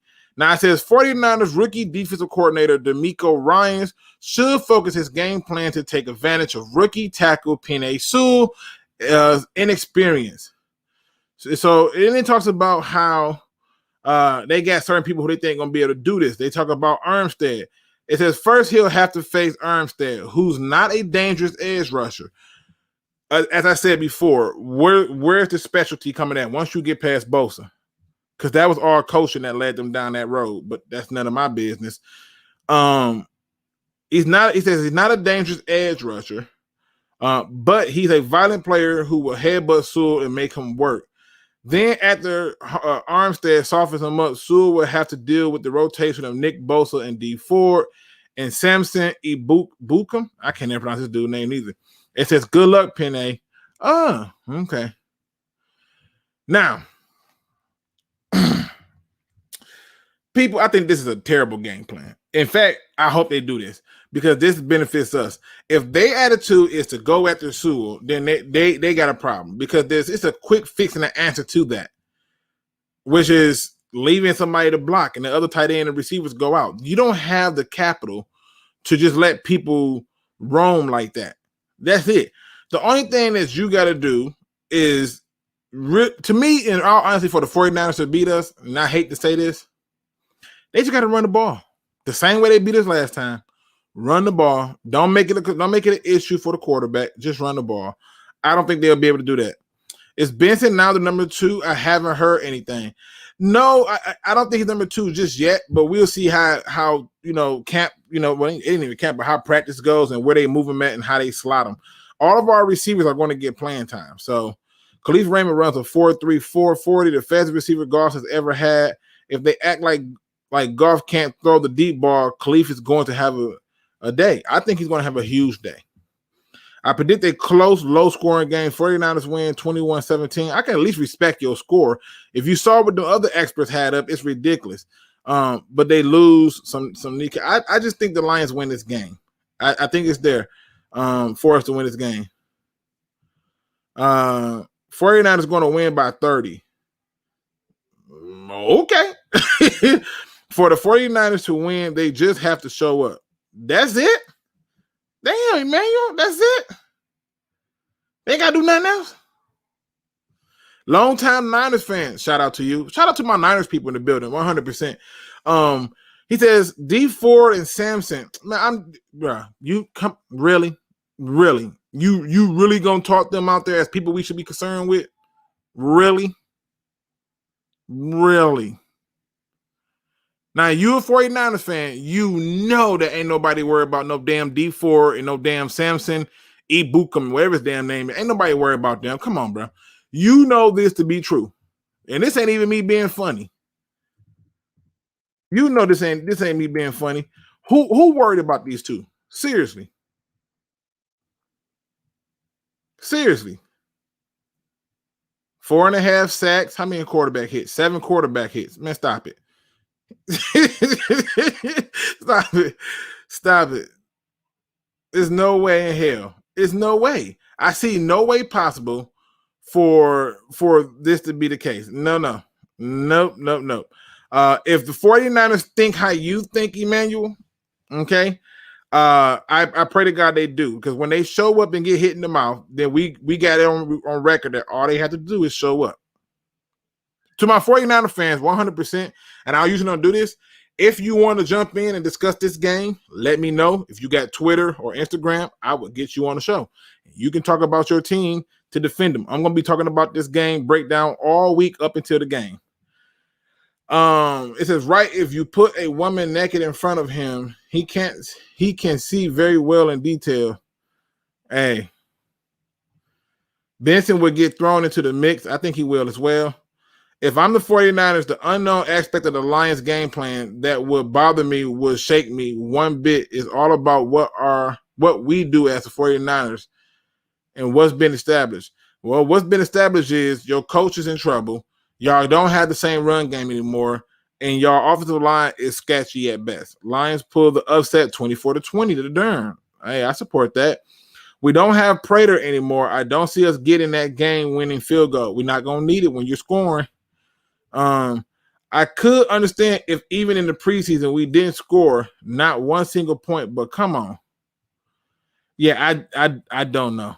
I don't know how they come up with this stuff. I'm just here so I don't get fined. Long time Niner fan says wait and see. We ain't got too much farther to go. 6 days away? I can wait. Just make sure you come back now when this game is over. Right? Win, lose, or draw. Come back, talk trash, or if y'all lose, come back and vent. Either way it go, I'm all for it. It's football, bro. For Luke, I hope this ages well. The way he talked to longtime Niners fan, I think it will age. I think it'll age really well. I think the Lions win the game by 3 or 8 or 13, easy win. What you grilling today? I didn't grill nothing today. I cooked something real simple and easy today. I didn't feel like really doing nothing extra, man. So I just did some damn like jambalaya, bro. I wasn't feeling like doing like nothing extra. So I just made jambalaya. I don't think both teams are going to play very hard. You know what? Long-time Niners fan, I'm not gonna lie. You might be on to something. Both teams may be trying to like get out of there without injuries, because it is a conference game, but it's not a divisional opponent. So you may be on to something. Let's see. Greedy the Amazing. I think our front seven is going to be top 10 this year on defense. It's going to make our secondary very good. Okay. If win, I wonder what social experts have to say. Adages any given Sunday. Probably. Don't forget 49ers don't have Salah anymore. I've been pointing that out. Now we got 113 in the building. I see 59 thumbs up. Can we get to 75? Can I get some love, people? Can we get to 75? I'm not drinking the 49ers Kool-Aid yet. Coming off a humble 6-10 season, they need to chill and take it one game at a time. Let's see. The naked woman comment that I sent to Looney Tunes was about you. That's not true. Do you think Shanahan on the hot seat this year? 100%.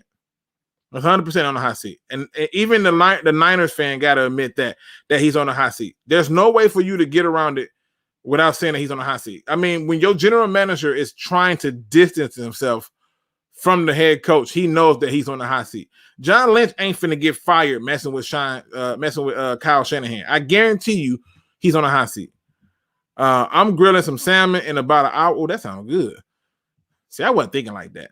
Now, who has to have a big day on defense? In my opinion, The player who needs to have a big day on defense are the edge rushers. That Trey Flowers, Romeo Core guy. Because they're going to have to be able to run defense as well as pass rush.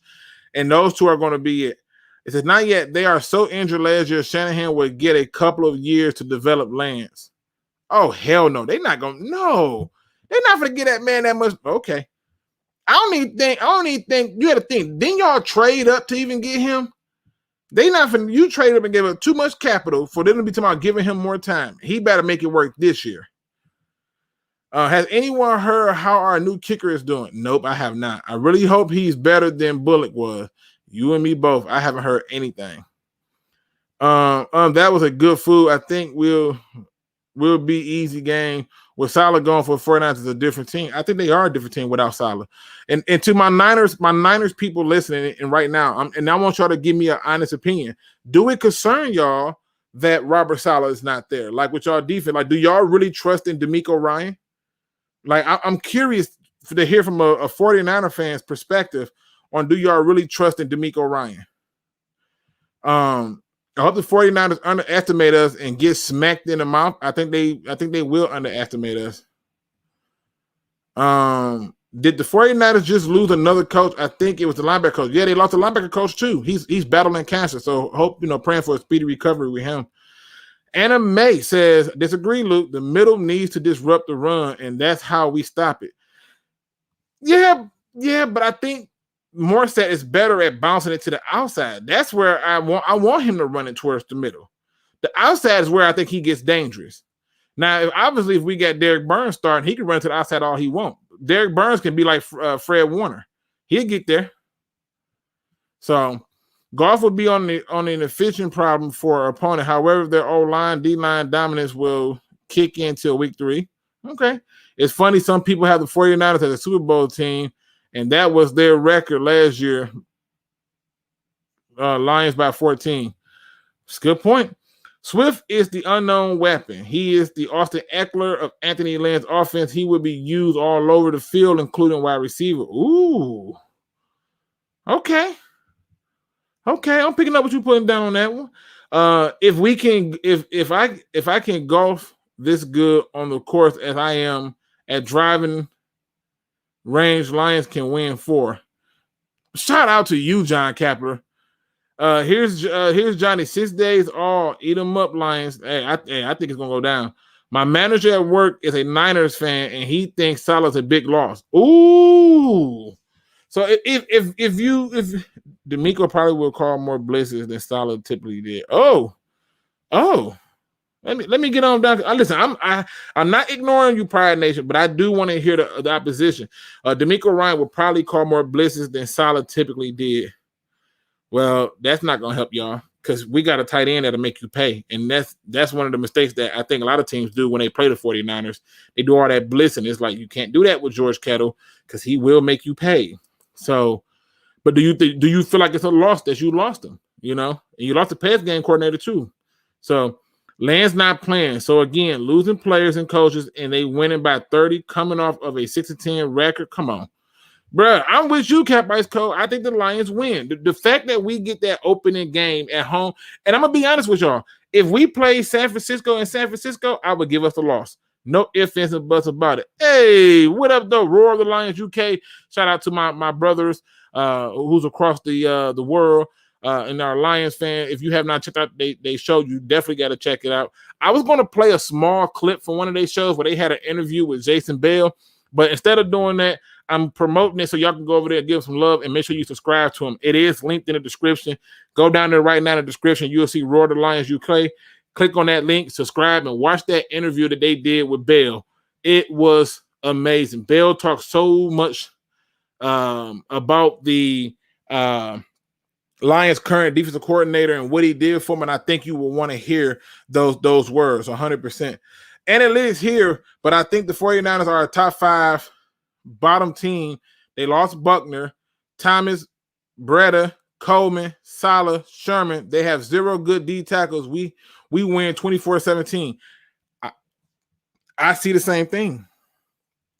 I see the same thing. They had a lot of loss. 100% agree in San Francisco we lose. Yeah, if we was in San Francisco, I'm not giving us the win. There's no way. But we're home on opening day at the fans couldn't go to the stadium for a year. They about to be turned up. And I'm promising you, you talking about coming into a hostile environment from West Coast to East Coast. Yeah, not gonna work out too well. Not gonna work out too well at all. You think you'll be able to stop Kittle and Morissette enough? Hell yes, I do. Morissette is not consistent. Kittle, you just gotta chip him. In fact, you can even let Kittle have what he wants. That's not going to be enough to beat us. That's not going to be enough. I think the Niners run more of a simple system and lose the defensive coordinator. To me, has going to be as big of a deal as some people think, or like what happened in Chicago. I think it's going to be a big deal. I think he kept Shanahan's job with what he did with that defense. I say 21-17 Detroit. I take that too. Let me switch gears one more time before I take more of y'all questions. I'm trying to cover everything and hit on it in a timely fashion. So I'm trying to figure out how I'm gonna word this. How do I really want to word? I'm just gonna say it. I'm just gonna 100% say it. Right now, as it stands, I honestly think I trust the Lions coaching staff more than I do the 49ers. And the reason I do is because one of the things that people like to talk about when it comes to the Lions coaching staff is this lack of inexperience. But damn, look over there on the 49ers. They got a lot of lack of inexperience as well. And I don't think too many people is going to be willing to say that. Okay? Look, Sean Parker, I'm going to the game. It's about to be lit, bro. I know it's about to be lit. As soon as you get there, it's about to be nuts. The 49ers are 16-31 when playing early games, having to travel east. Oh, my God. Lions lead. Where did you come with that number? Oh, my God. 16-31? It's something about going from that time zone. If they would have, I would have even gave the 49ers a chance if that game was played at 4:00. I honestly would have. But coming from the West Coast to the East Coast to play at 1 is too much. And I trust our coaching staff a little bit more than I do the other ones. Now, I got 1 thumbs down and I got 63 thumbs up. And I got over 105 people in here. Can we get those thumbs up, people? Part 1, I think the 49ers can win only 3 games this year. I think injuries come into the big picture for the 49ers. The Lions can beat them from every angle. Part 2, they walk out of Detroit and Bears not even stay in Detroit, leave Detroit after they shower. It's possible. They say Kittle carries the 49ers, but TJ can't carry the Lions. I don't get it, Cap Ice Cold. I've argued these things before, and people think I'm batshit crazy. I don't understand. Lions lead, how many of those games are week 1 of the season? If you can talk the next 2 days, you didn't yell loud enough. Hey, Sean, he said you better not be able to talk for the next 2 days, or you wasn't really giving it your all. At Lions lead, that is accurate. Let me see. The way that they established this coaching staff, Dan Campbell immediately out the gate, in my opinion, is on the hot seat. What? I can't today. I ain't gonna play with you today. Not a Lions fan, but I don't even okay. First of all, I'm gonna tell you why this is ridiculous. He has a 6-year contract, and the Lions are not known for firing coaches after 1 year. Hell, we sat 3 years through Matt Patricia and saw the disgust that it was there. How in the hell is he on the hot seat? That makes 0 sense. That makes I can't. Not today. Can't do it today. I can't begin to even argue that. And I won't even I can't even try to I'm trying to wrap my head around it, and it hurts. It doesn't make sense. He has a 6-year deal, and it doesn't make sense. Thank you, Roar of the Lions UK. He says, get those likes up, people. Let's go. If the Lions lose this game, does it change how you think the Lions season would go? No, it does not. The reason it don't is because for some reason every year there's games that we should win that we lose, and games that we should lose that we win. If they lose this, who's to say that they don't turn around and beat the Packers and then mess around and beat the Ravens? It's weird. It's NFL any given Sunday, and things change very swiftly. So no, one game will not set me back. Not with this current coaching staff and this current front office. Nope. Let me see. I'm not sure because when Shanahan left Atlanta, while their offense was okay, but it plummeted compared to what it was, coordinators do matter. That's another thing that stands out to be true. Just putting it out there. And he, Kittle. Damn it. What I keep calling him? Cattle? Shit. I got to work on it. I'm working on it. Kittle. Say it with me, people. Kittle. Omar, thank you. He says, get those likes up, people. I appreciate it. We at 72. Can we get 75? Let's see. My man Emmanuel had a comment. I want to go back to his comment real quick. It says, hit in the mouth with what? To cut y'all 53 was easy for y'all coaches. We led the league and 4 guys pick up off the guys we cut. Loaded roster. So wait, are you saying because y'all had guys get picked up, y'all roster was loaded? If that's what you're saying, then I feel bad because that ain't saying much. Like, I hate to be the bearer of bad news, but that ain't saying much. Like, it could just like you acting like they picked up starters. Why did y'all go out and get Josh Norman? Y'all have injuries. Y'all have some problems. You're not squeaky clean. But I'm not shocked. Jimbo G, as long as 2 of the 3 wins are against the Rams, right? It's not Kettle, it's Kittle. Got it. We saw nothing of Swift in preseason. 49ers have nothing on tape to really game plan for. How is he going to be used? Check Eckler highlights. It is awesome to see. I think that's exactly how he's going to get used. And I think what they did was they strategically didn't show anything in preseason because it was about the evaluation and allowing the people to sleep on them. They don't want to believe that we're good. Great. But if you, you know what? Let me see if I can find it. And hopefully if I can find it, it plays so y'all can hear it. But and it's not just, it's not, and I know somebody's gonna say, oh, they're supposed to say that. That's what they're gonna say. Come on, Luke. They're supposed to say that. That's what they're supposed to say. Come on, Luke. You can't trust that. That's what they're supposed to say.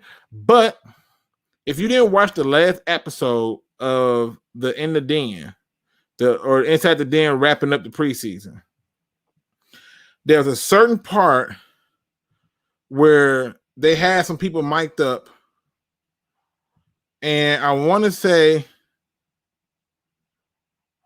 I want to say it was Jared Goff. Let me see. All right, here we go. So I'm going to play this. I'm going to try to do this without getting myself banned. So y'all, listen, pray for me. My nerves is bad. You dig? All right. So I'm going to try to do this without getting us banned. Can y'all hear the volume on this?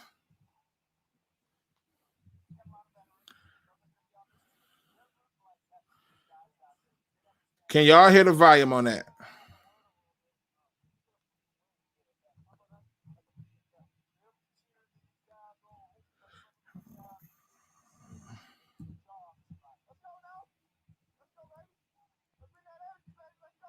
That says no. Oh, I hate them. All right, so hold on. We finna fix it.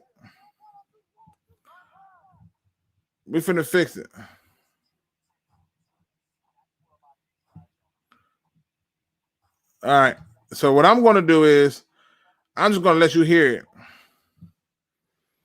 It's something that he says so subtle, so small, so simple, but I think it's the reality. I think it's the mentality, and I think they're not playing when they say this. I don't think that they were just, oh, let me just say what I want to say for the first step. I don't think that's what it was. I think they generally believe what they're going to say. So basically, it's Jared Goff, and he's talking to another player. I don't even know who the hell this player is. So here we go. Players Raiders breaking their way back out of the field. We're getting you ready for it. It's the Lions and Colts coming up here preseason. I'm hoping that some of these guys will be able. We need this. Got a lot of veterans that know they're going to be on this team. They're rooting like heck for these guys out there because they understand what they've put in. Just going to spread the word a little bit. We get a win. Yeah, facts. How about that? Now, it's funny that they said this. He said, let's start spreading the word a little bit. We're going to effing win. And they like, that's a fact. Now, they all did this knowing that they was mic'd up.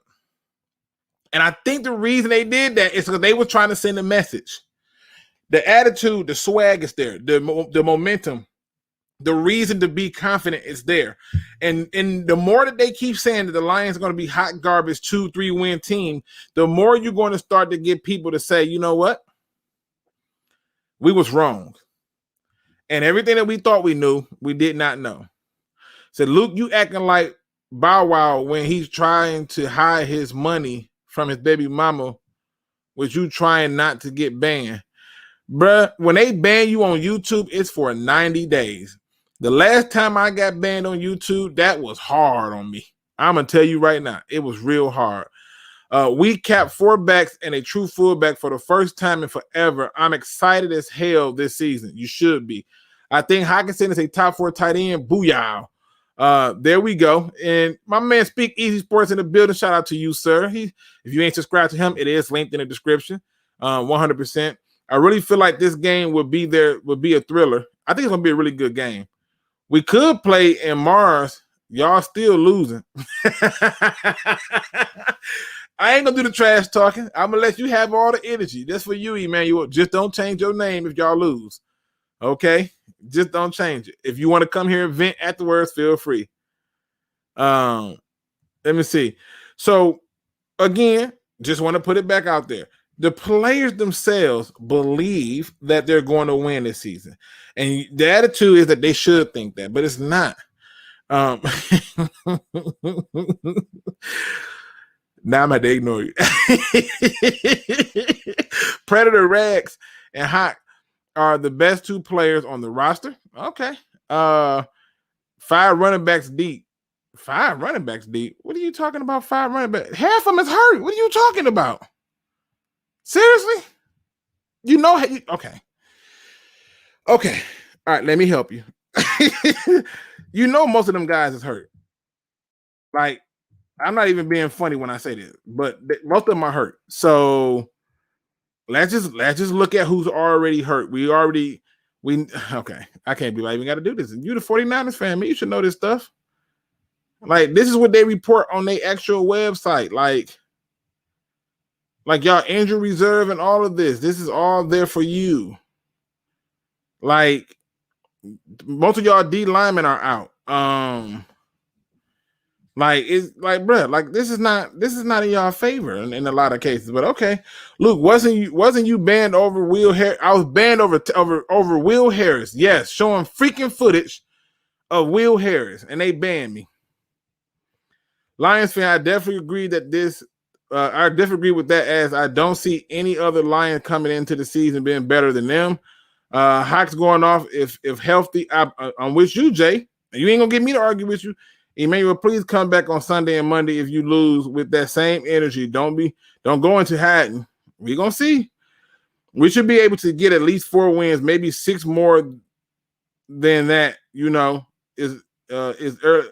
It's a who knows. It's early going. I think they're gonna be okay. If they played in Mars, we winning for sure. Tell them again, Mars. Tell them again. When Mars hears his name called, he come let you know. Lions should run right at Bosa, whoever. I think they are going to run right at him, and that's the problem. I don't think that the 49ers run defense can stop our run. You know, we can stop ourselves from running by throwing the ball too damn much, but if we run the ball, I think we'll be successful at it. It's mind-blowing that we actually use the preseason for actual player evaluation. I know. Don't compare Kittle and TJ. There is levels to this. Kittle is as tough as nose as it come blocking at the spot. Okay. Oh, okay. Well, I don't want to compare them. To be fair, I don't want to compare them. But let George Kittle,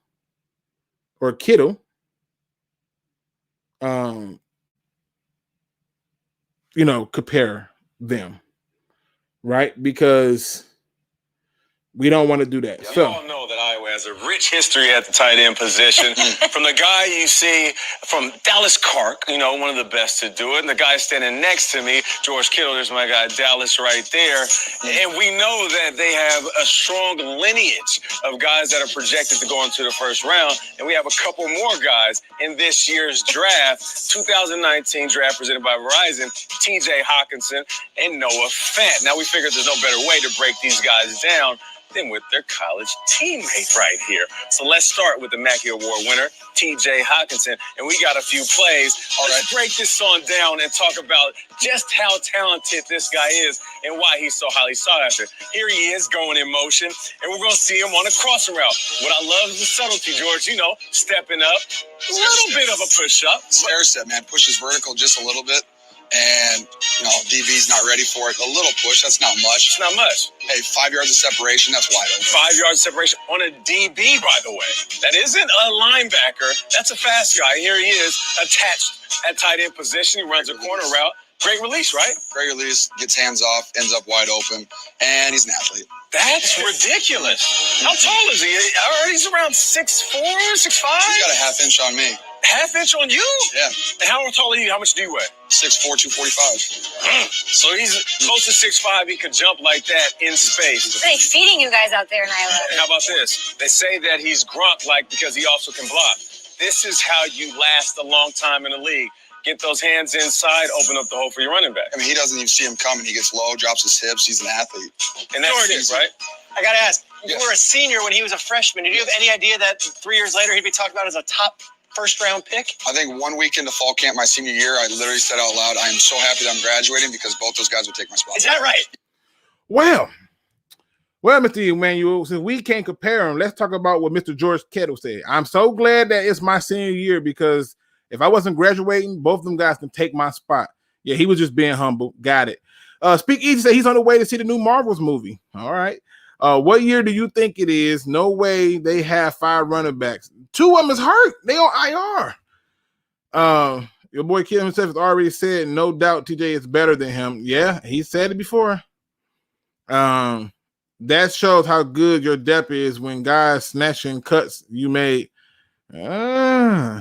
I like Emmanuel. Because he came into the Lions den ready to talk. He bump this.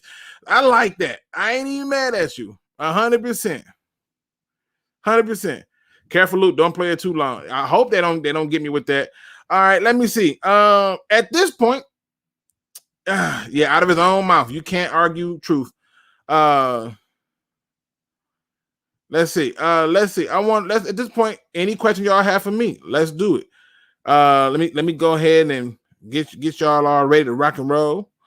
All right, first question comes up right out the gate. Luke, is Barnes starting on Sunday? I think he should, but I don't know how they're going to play it. I don't know if they're going to try to save him so that way they can sparingly use him on certain packages to get pressure on certain downs. If it was me, he would be in all 3 downs. He's an all 3 down linebacker. We'll see. No backs are hurt. Where are you getting that info? On the 49ers website? It claims that y'all have some injured backs. I went to the 49ers website. Sorry. Maybe I shouldn't have went there. Maybe I should have went somewhere else. I don't know. Where you want me to go? Where you want me to look it up at? Maybe the 49ers lied on their own website. I don't know. So, but yeah, they say y'all got some significant injuries in a lot of different places. And it's an article out right now talking about it. Right now, Trey Lance is questionable. Brandon Aiku, whatever his name is questionable. Maurice Hurst, injury reserve. Cornerback Devontae Harris, injury reserve. Wide receiver Jalen Hurts, questionable. Shannon Coleman, offensive tackle, injury reserve. Running back Jeff Wilson, looks like he is ailing with an injury. He's questionable. Travarius Moore, safety, is questionable. Dre Greenlaw, questionable. Yeah, so that's on their website. You got to go and check and talk. Go and cuss out your own team for posting that. I'm just here so I don't get fined. Like Campbell said, 49ers offense has a lot of eye candy in their offense. If AG figures it out, Kittle will not be a big problem. How many turnovers you see us getting this season? Oh, we're gonna be blitzing this year. But it's going to be hard for me to say because it depends on how they're deploying. And many of the games that I got us winning, I don't know if we're going to get more 3 and outs than we are going to get turnovers. That's a hard one for me though, Looney Tune. Probably Angeloni and Collins, probably Alex and them. They might be the two. I'll be back. Just hope your channel's still up. Damn, don't. No, Emmanuel, don't be putting that. Not going on kind of wood. What's wrong, bro? How many points you got the Lions winning by? 3. I'm gonna humble myself. 3. That's just me being nice. Longtime Lions fan, are Swift and blockers playing at 100%? I don't think either of them are playing at 100%. And I don't even know if Swift is going to play for sure or if blockers are going to play, even though they said that he should be a go for week 1. If that is the truth and they're not 100%, it don't even matter because most of our play is going to come from the linebackers. Burns will start off, has the first sub for inside linebacker. That's cool. Are 49ers playing both quarterbacks? I'm hearing that is out, that Trey Lance is out. Something about his finger or something. So I don't think that they're going to get to play both quarterbacks. But I pray to God they do. Is Swift starting week 1 at 100%? No, I don't. I think they'll tell you he is, but in my heart of hearts, no. They did a good enough job keeping him out so he can heal, but I doubt he's 100%. Most people are playing hurt. The 49ers are known for lying. Emmanuel says, stop speaking truth. No, let's see. Most local fans not as confident as you, Emmanuel. Oh, I forgot, KC Bay Boys. You actually in the area. Yeah. So, but their media is very confident. They media got us getting blew out big time. I mean, they talking about this should be a cakewalk. That's how the media got them boys talking. Over or under, how many fights in the stands? How many fights in the stands at this game? More than 2 or less than 2? I'm going to go with the under. We don't need no more malice in the palace or whatever coin term they're going to come up with for this game. No, I'm going with less than 2. Please let it be less than 2. I can't wait to see Bosa eat grass when he eats the Hawk and Sewell double team. Yeah, they about to have fun with him. Watch the tape. Hawkinson is a good catching tight end, but blocking, no way. You playing a tape of Kittle looking out for his Hawkeye. Come on, man. Oh, that's what he doing? He looking out for him? Got it. I ain't mad. I'm just telling you. You said I'm putting words in people's mouths. I'm just telling you. He said himself. Luke has the game 10-7. No, I don't. And honestly, if I'm being honest with you, I think the game finished like 24. I'm gonna say like 24-13. I don't think they scored many points. I just don't. So we have a young team and we make a lot of mistakes, but we will get better every week. It's possible. Luke, would you take Hawk over Kittle? Yes, I would. Only reason why. The only reason why is because while Kittle is like 100% a beast, it's nothing to sleep on. The reason I would take Hawk over him is because 1, he's younger, and 2, I do believe that the upside is higher for him. See, Kittle is really good. He knows how to get openings and stuff like that. He knows how to work his butt off. He can get some blocks there and there. But I think as a complete back, I would take Hawkinson. So, yes, I would. 49ers know golf, and golf knows the 49ers. It's going to be interesting. They may know golf, and the golf may know them, but it ain't none of that going to be boiling down to anything because this is going to be a run-the-ball show. I'll take that 7th round pick back if Brockers isn't ready by now. It's a 7th round pick. I ain't gonna kill him for that. At least you're gonna get more than a 5-game rental. So, hey, I can't even get mad. We got the Lions winning by 3. You agree with me on that? Okay, cool. I just think they're gonna win. I got us winning 10. I got us winning 10 to 13 games. Okay. Let me see. Make sure I ain't forgetting nothing. How many points a game do you expect the Lions versus our defense giving up? Wait a minute. How many points a game do you expect the Lions versus our defense giving up? I'm not sure I understand the question. How many points a game do you expect the Lions versus our defense? Huh? Yeah, I'm not understanding the question. Maybe if you're saying how many points a game do I think our defense would give up this season? Probably about 20, 21. They're going to give up points. We're just going to have to be able to bend but don't break. My prediction for the season: 6-10-1. I have no clue where this tie stuff come from, but okay. Let me see. Cap Ice Cold. Yep. Jimbo, my bad. I should have had this. Yep. Let's see. It says, like the video, peeps, or else we would bite those kneecaps off. Shout out to my man, Detroit Drew. He was also a part of the DSA family, who, if you love you some good comedy and you love you some basketball talk on top of your football talk, then you definitely want to check out Detroit Drew. So shout out to him. It is linked in the description. So make sure you lock it in there so you can know your basketball stuff, because he will talk basketball to life, like not to death, to life. That is always all kinds of basketball talk coming up that you want to rock with my man Detroit Drew. Having 4 running backs and 1 fullback means more 2-back sets, which is good. Oh, I didn't think about that. Southwest line. That's a good point. That's a damn good point now that I think about it. I see 6 fights in the stands. Man, bro, no. No. We don't need no fights. We need every voice. I said it right before I got us at 7 to 10 wins. I ain't mad at that. We running the ball show. That's what it's going to be. I was concerned about that Lance kid, Garoppolo at quarterback. We got this, Luke. Lions win 24-20. Trey Lance, bro, he supposed to be out. If he play, I think it's even better for us, because he for some reason think he can outrun everybody.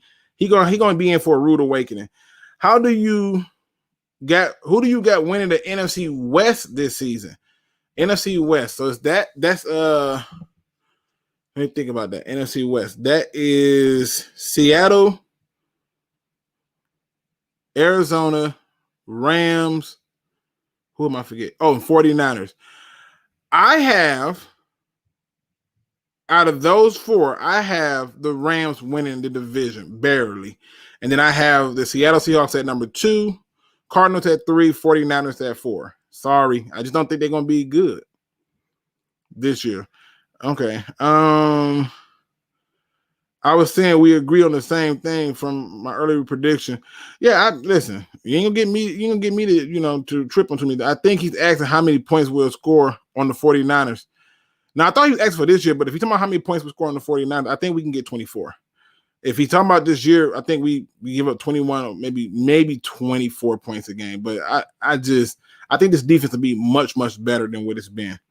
I think he's asking MC. Luke, ketchup bottle must have had his kneecaps bitten off. And I don't know what you're talking about, Looney. What you talking about, bro? Don't even like ketchup. Yeah, we should be running like crazy, at least till Sewell gets his feet and punch right on the right side. I think we are going to run the ball. Just saying, the football world would be upset if we win. We have home field advantage this year. The crowd would be wild. Well, what can I say? 49ers fans fight a lot, so I'm sure at least there'd be 1 or 2 of them. Damn it. Rams would be at the bottom of the NFC West. If that is, then it's good for the Lions. Questionable doesn't mean you not playing, right? Most serious injuries not likely to play is Lance. Even without running back Jeff Wilson, we still got 5 ready. Okay. I ain't mad at you. you should have confidence in your team. I'm not mad at you. You're not going to get me to be upset. So I get it. I just don't think y'all going to be able to run the ball. Sorry. Y'all got to have a balanced game. And without that, you're dead in the water. Let me see. Make sure I miss nothing. All right.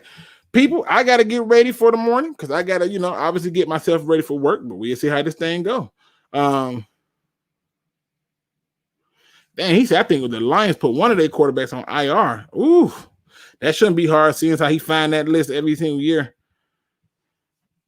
It said, I love Lance coming out, but I think I would rather play against him than Jimmy G this week. If they're doing a 2-quarterback system, I'm good with it. Cardinals win that division, in my opinion. The only reason I'm not giving it to the Cardinals is because I still don't see where Cliff Kingsbury has shown me that he can coach a game. It's too sporadic. So we'll see. All right. We beat Golf 4 straight times with a better roster. We beat Golf 4 straight times with a better roster. You beat the Rams. I hate when people give this credit to quarterbacks. You beat the Rams. So talk to the coach. Please explain how you have the Rams at the bottom. Just curious. Luke, do you know if the Lions can get Taylor Rapp in that offseason? I tell you this much. If he hit that market, we're going to be a top candidate. I tell you that. Do you like catch up, stop lying? After this first win, the media would be pissed and not show too much of the Lions in the highlights. How's the family? Family's great. I don't know nothing about no catch up. Team Mustard over here. And I think you're right. They are going to be pissed about what's going on. Who you like the Lions to draft after week 1 of college? I don't do that because the season ain't over. I don't get that far ahead.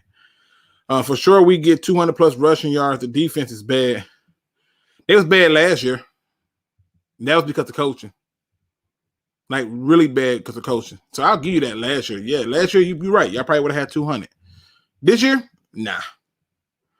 Luke, how do you rank Lions wide receivers 1 to 7? Ooh, I would have to sit down and think about that. That's a hard one. That's a hard one. Oh, man, that's a hard one. And I don't even like grading or rankings, but damn, that's a hard one. Man. Let's see. Which quarterback 49ers least? Which quarterback the 49ers start is the least of the Lions' concern? Is the zone running game and that front set on defense that's scary? Well, we're going to see. We only got a couple more days. How's your family doing? My family's doing great, man. I hope yours is doing good. Hopefully. Let me know how they doing. Make sure I ain't forget nobody. See, look, Jay Schultz, Team Mustard also. Thank you, sir. Thank you. They be hating out here in these streets. Can't handle the mustard game out here. All right, people. That's it. I'm finna go into my final thoughts. I hope you enjoyed today's show. I gotta get my man Jon Kapler if you ain't checked him out. It said, Luke G, I got a club in my bag and it kills. I'm gonna call it Luke because it's a catch-up kill. Oh my God. No, why would I even John? No, John. What are you talking to? Why, John? Listen, people, you know me. I can't never end the show unless we do it on a positive note. And today's positive quote comes from a unlikely source. It says, just subscribe and ring that bell so the sooner you go live after the game, the better. I go live directly after the game. And then when the college season or when the offseason hit, I do the film studies on players that I think can suit what the Lions need. And so you'd be surprised. Some of them might be somebody that you're looking at. So stay subscribed and stay with that bell hit. Appreciate you for supporting. And if we lose, you get to come here and clown on me. I can handle it. But if we win, which I think we will, I want to make sure I see you around now. Don't disappear on me now. All right. Don't go astray. All right. So you know me, I can't end the show unless I do it on a positive note. And today's positive quote surprisingly comes from the internet. Now, this one comes from, actually, I know who the person is. It comes from Young M.A. And it says, people will judge you on your past like their present is pretty and their future is flawless. So people will judge you on your past like their present is pretty and their future is flawless. Now, I saw this and I thought to myself, how beautiful could this be to give a positive message? Because I guarantee you, it's somebody in here right now who has had the pleasure of having someone judge you, to have someone tell you what you are and what you're not going to be and who you're going to be and what you're going to amount to. I'm pretty sure you've had the pleasure of that. But here's what I here to tell you, that the moment you start to accept that terrible, pathetic joke of a criticism is the moment that there's no matter what they say, you are what you think you are. See, when people tell me I can't do something, or that I'm crazy, or that I've lost my mind, or maybe I don't know this and I didn't know that, I simply laugh, because at the end of the day, with all those things that you're pointing out, my statements need to do one of two things: age well, or if they don't age well, I need to be able to accept the results and admit that I was wrong. I was wrong about a lot of things in life. And at the end of the day, each one of those things I was wrong about made me a better person. You see, when people find time to judge you, they simply lost time to evaluate themselves. Their eyes are on the wrong prize. Their attention is on the wrong goal. And when that happens, that's more opportunity for you to take advantage of the things that they're not looking at.